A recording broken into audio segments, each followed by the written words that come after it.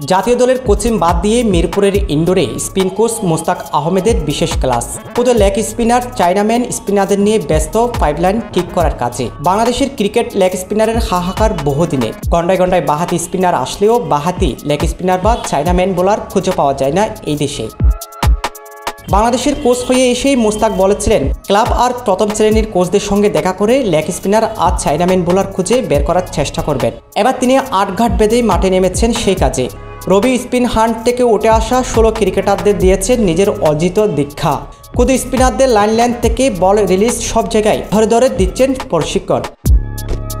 বাংলাদেশের সেরা কোচ বিবেচিত কোচ সালাউদ্দিনের ছেলে নোহায়ের সান্দিদকে নিয়েও নেটে ব্যস্ত সময় পার করতে দেখা যায় মোস্তাককে।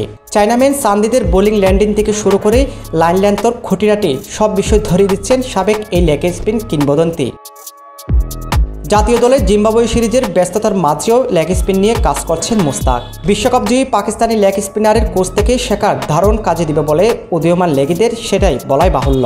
তবে কি মোস্তাকের হাত ধরে গোছবে বাংলাদেশের লেগ স্পিন আক্ষেপ?